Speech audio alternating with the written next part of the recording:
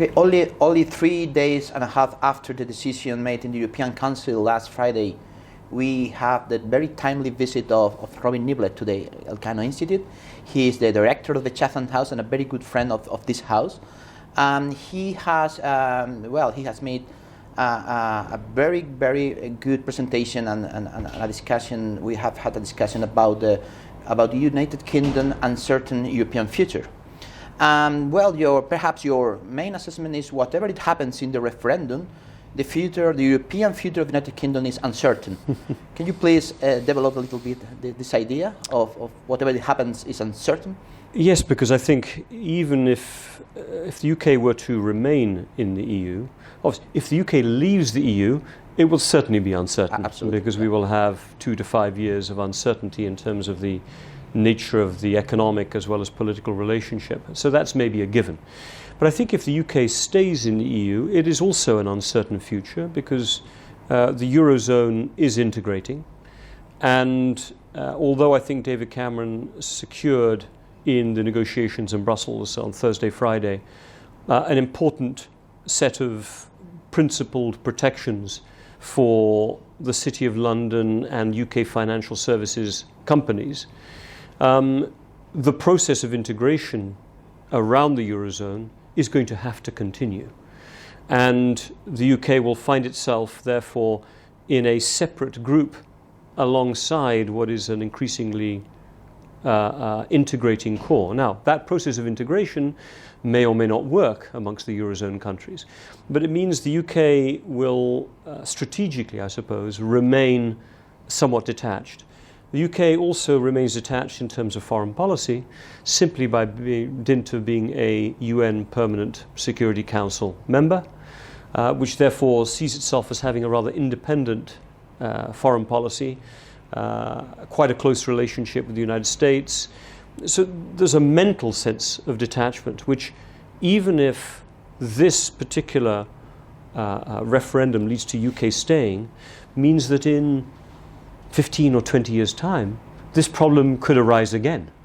Yeah. If immigration were to weaken Europe or get out of control further in the future, if East-West splits within EU members because of Schengen, because of the migration crisis were to grow, these are things that might make Britons look at Europe again in 10 or 20 years' time and say, maybe we need to have another referendum.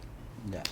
It is very interesting to know that when we talk about the European policy of the United Kingdom, it's rather domestic politics than European policy. And once the decision in Brussels has been agreed last week, we have now, from now to the referendum, this is basically a matter of domestic politics. So I would like to know your opinion about the debate now in the United Kingdom from now to the referendum.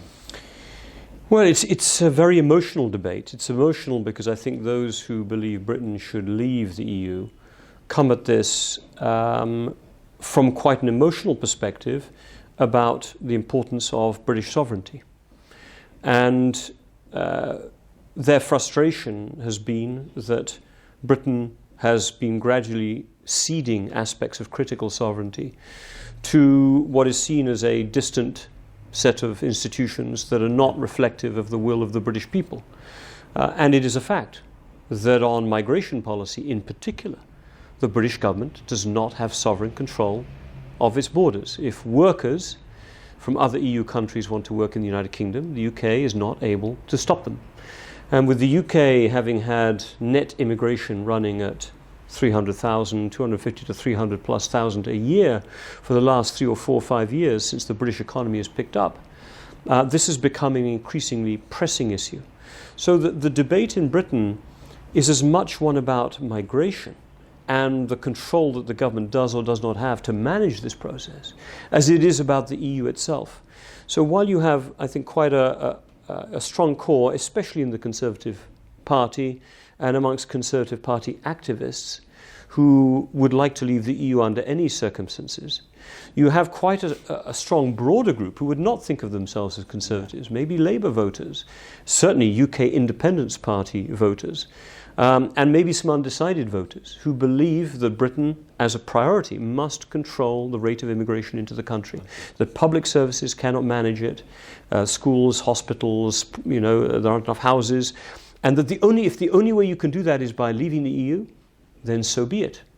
So the debate about immigration and the debate about being in the EU have become conflated. And those who argue the case for Remain are doing it in terms of British competitiveness, trade agreements, security in Europe, how you manage a rising, a revanchist power like Russia, how you manage a rising power like China, how do you keep foreign investment coming into the country. These are big, as David Cameron has been saying, sort of safer and stronger, better together arguments. But those arguments have to set to one side the immigration issue.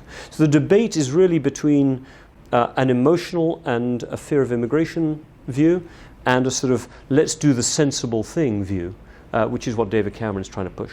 So the key factor is clearly immigration, and the other dimension, the transatlantic relation, external trade, geopolitics is really a second order consideration in the I think the Remain campaign will hope, those who argue we should remain in, hope that